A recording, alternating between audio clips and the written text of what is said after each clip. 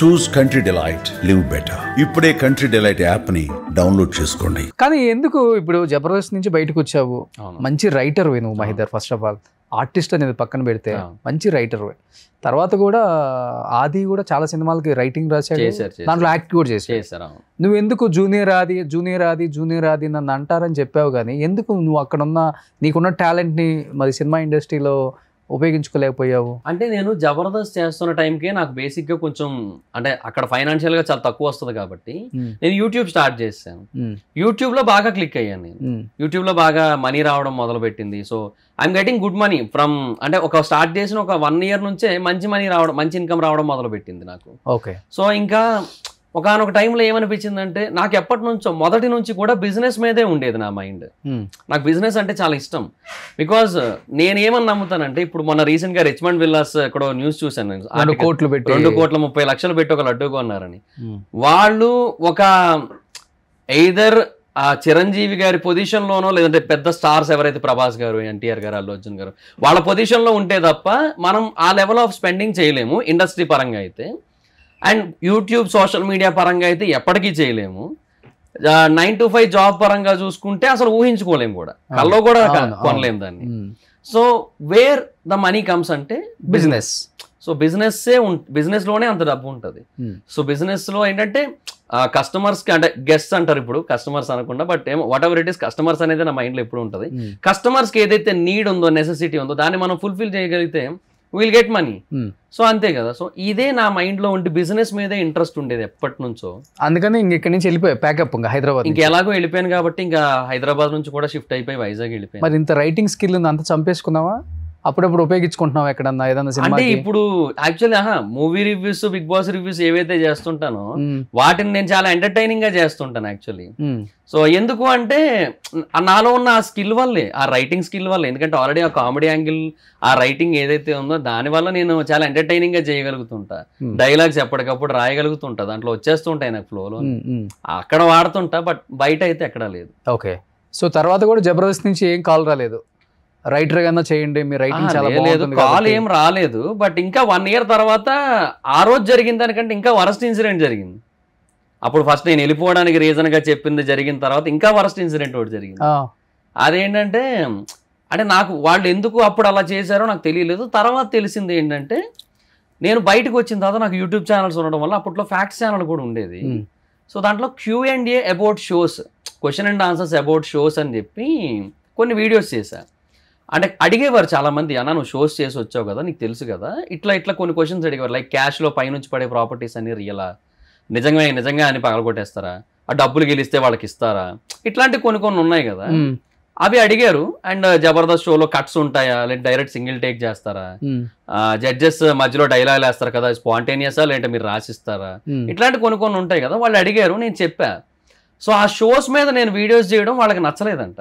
Okay. So నేను ఒక 5 videos చేస్తే ఆ 5 వీడియోస్ని యాక్చువల్గా ఈటీవీ వాళ్ళు బ్లాక్ చేశారు కూడా. తర్వాత ఫర్దర్గా అవి ఇంకా బయటకు కనబడకుండా బ్లాక్ చేయించారు కంప్లీట్గా. సో నేను అలా చేయడం వాళ్ళకి నచ్చలేదంట. అందుకని వాళ్ళు ఏం చేశారంటే, నేను ఒక రోజు జబర్దస్త్కి వెళ్ళాను. ఎక్స్ట్రా జబర్దస్త్కి వెళ్ళాను ఫస్ట్. అందరితో మాట్లాడాను, కలిసాను, అయిపోయింది.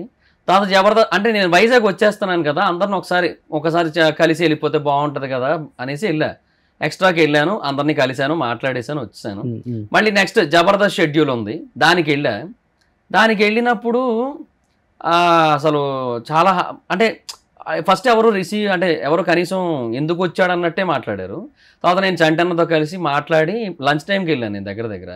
సో నోకరాజ్ అన్నాడు, అన్న లాస్ట్ పార్టీ ఇవ్వచ్చు కదన్నా అంటే, సరే నేను అందరికీ బిర్యానీ ఆర్డర్ పెట్టాను, తింటున్నాము. ఎగ్జిక్యూటివ్ రాజు గారు వచ్చి డోర్ తీసి సీరియస్గా, మహిదర్ నువ్వు వెళ్ళిపో అర్జెంట్గా ఇక్కడ నుంచి, ఇక్కడ ఉండొద్దు అన్నారు.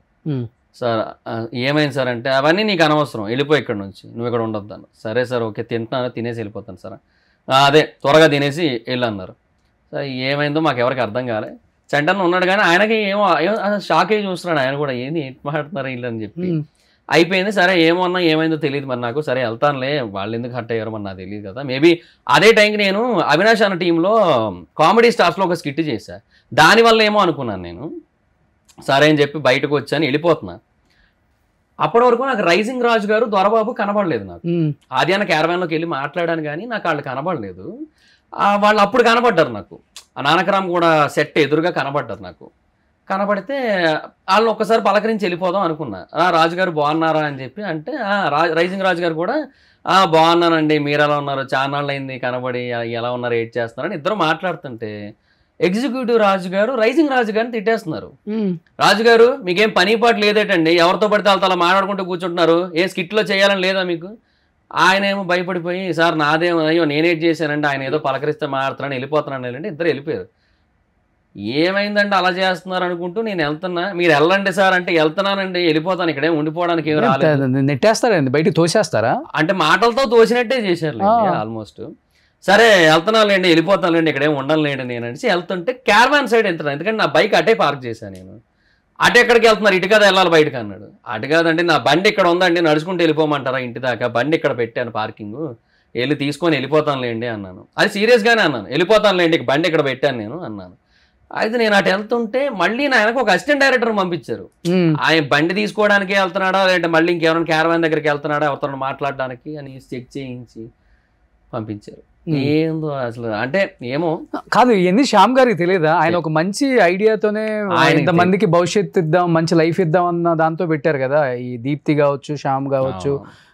మరి శ్యామ్ గారు చాలా, నేను శ్యామ్ గారిని తిరుపతి బెంగళూరు మేమిద్దరం ఫ్లైట్లో వస్తున్నప్పుడు ఒకటే పక్కపక్కన సీట్లు మేమిద్దరం, నేను శ్యామ్ గారు.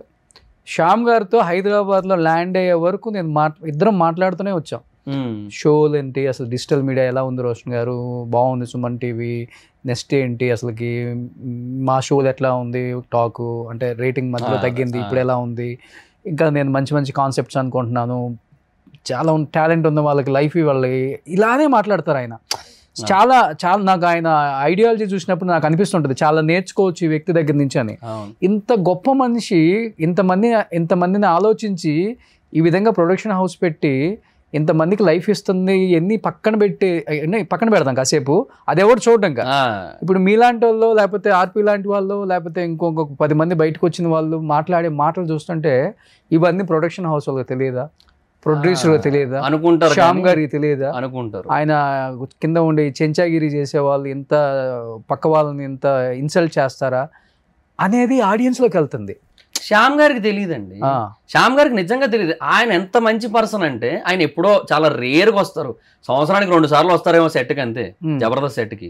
వచ్చినప్పుడు నేను బేసిక్గా ఇప్పుడు ఆది అన్న, సుధీర్ అన్న, లేదంటే చంద్ర అన్న, రాఘవ్ గారు వీళ్ళ రేంజ్ అయితే కాదు నాది. అట్లీస్ట్ నేను ఒక జూనియర్ ఆర్టిస్ట్ అయితే అట్లీస్ట్ వాళ్ళు సీనియర్లు కదా, వాళ్ళని ఫైట్ చేయాలి కదా. అట్లాగా ఏమండి ఈ రోజు వీడికి జరుగుతుంది, రేపు నాకు జరుగుతుంది, ఇదేంటండి అసలుకి మీకు ఎవరు రైట్ ఇచ్చారు, పొమ్మని చెప్పండి. అదే ఇక్కడ ఏదో షూట్ జరుగుతుంది, తర్వాత మాట్లాడుకోండి, మీరు పర్సనల్గా బయటకు వచ్చినప్పుడు మీరు కూర్చోండి అని చెప్పాలి, అంతేగాని ఇక్కడ నుంచి నువ్వు బయటకు వెళ్ళిపో, అర్జెంట్కి వెళ్ళిపో, ఏంది మాట్లాడిన అసలుకి, అదే ఎవరికి ఇచ్చాడు రైట్ అసలుకి. శ్యామ్ గారి విషయంలో అదే అంటున్నా. ఆయన నన్ను ప్రతిసారి వచ్చినప్పుడల్లా గుర్తుపెట్టుకొని మహిదర్ బాగున్నావా, ఎలా ఉన్నావు, ఎలా చేస్తున్నావు, స్కిట్లు మొత్తం అదంతా ఇట్లా మాట్లాడతారు, చాలా ఎఫెక్షనేట్ గా మాట్లాడతారు ఆయన. శ్యామ్ గారికి అసలు ఏమీ తెలియదు ఇవన్నీ కూడా, పాపకు కూడా, దీప్తి గారికి కూడా తెలియదు. ఇవన్నీ ఆ తర్వాత జరిగేది, ఇదంతా కింద లెవెల్లో జరిగేది మొత్తం. కానీ ఆయనే అన్నారు, నేను అన్నాను ఏమంటే లాస్ట్ టైం జబర్దస్త్ ఇష్యూ వచ్చినప్పుడు నేనే అంత చేశాను, మీకు గుర్తుందో లేదో శ్యామ్ గారు అంటే, లేదు రోషన్ గారు గుర్తుంది, మరి ఏంటండి అడగలేదు నన్ను అన్నాను. ఎందుకులేండి అయిపోయింది కదా, ఇంకెందుకు నేను దాన్ని అడగటం అని అడగలేదండి. చూసారా అంటే నేను అన్నాను, అంటే చూశానండి, ఎలా అనిపించిందండి, చాలా బాధపడ్డానండి, నా కళ్ళమ్మ నీళ్ళు కూడా వచ్చాయి, అంటే ఇంత జరుగుతుందని నాకు నిజంగా తెలియదు వాస్తవంగా. అట్లీస్ట్ వీళ్ళు నా దగ్గరకు వచ్చి మాట్లాడిన కూడా మాట్లాడలేదు, ఇప్పుడు జరిగేవన్నీ కూడా నా వరకు వచ్చుంటే నేను కొంత దీన్ని తగ్గించేవాడినేమో, నాకు తెలియదండి. అంటే నేను బాగుపడాలని కోరుకున్నాను, కానీ షో వల్ల వీళ్ళందరూ. సుమన్ టీవీలో మీ పర్సనల్ అండ్ బిజినెస్ ప్రమోషన్స్ కోసం కింది నెంబర్కి కాంటాక్ట్ చేయండి.